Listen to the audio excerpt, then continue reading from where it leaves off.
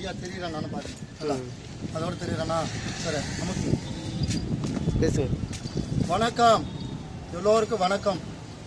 உங்களுக்கு ஒரு முக்கியமான ஒரு பதிவு. என்ன பதிவுனா, சித்தர்கள், முனிவர்கள், ரிஷிகள் இவங்கெல்லாம் இல்லாமல், ஒரு குருமார்கள் இல்லாமல் யாராலையும் வாழ முடியாது. இந்த குருக்கெல்லாம் சித்தருக்கெல்லாம் மேலானவர் யாருன்னா கடவுள் தான். அது ஒன்றும் மாற்றம் இல்லை. நம்ம மனிதனாக பிறந்தால் கடவுளை தான் முதல் முக்கியத்துவம் வைப்போம். ஒரு குருமார்களை முதல் முக்கியத்துவம் வைக்க மாட்டோம். ஏன்னா குருமார்களே கடவுளை தான் கூப்பிடுறாங்க. அப்படி இருக்கும்போது இந்த குருவுக்கு குருன்னு சொல்கிறோம்ல, அது யாருன்னா அகத்திய மாமுனி. இந்த அகத்திய மாமுனியை வணங்கினால் கோடான கோடி சித்தர்களை வணங்கின மாதிரி ஒரு ஐதீகம் இருக்குது.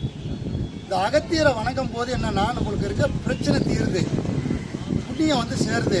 வாய் பேச முடியாதவங்க வார்த்தை பேசலாம், குழந்தை இல்லாதவங்க குழந்தை பாக்கியத்தவங்களாம். பல மூலிகைக்கும் ஒரு அதிபதி யாருன்னா அகத்திய மாமுனி தான்.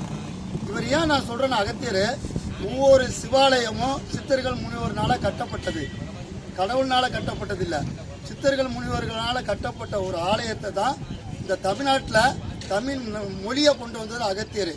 அதனால ஆரம்பித்த ஐயா என்ன சொல்ல வரேன்னா, அகத்தியரை வணங்குங்கள், அகத்தியரோட நன்மையை நிறைய தெரிஞ்சுக்கங்க.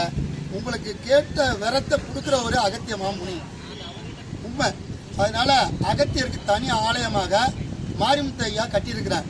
சின்ன ஆவுடையார் கோயில், கொள்ளுக்காடு அந்த ஊர் பேர். அங்கே மாணிக்கவாசர் கண்ணீர் விட்ட இடம், மாணிக்கவாசர் முழுக்க முழுக்க வாழ்ந்த இடம், நிறைய பரியாக்கிய இடம், குதிரைக்கு கொள்ளு கொடுத்தனால கொள்ளுக்காடு. இந்த மாதிரி சொல்லிக்கொண்டே போகலாம். அதனால முடிந்த வரைக்கும் அகத்தியரோட நாமத்தை சொல்லுங்க, அனைத்து பிரச்சனையும் தீரும், நல்லதே நடக்கும். சிவாய நம. ஓம் அகத்தி சாய நம.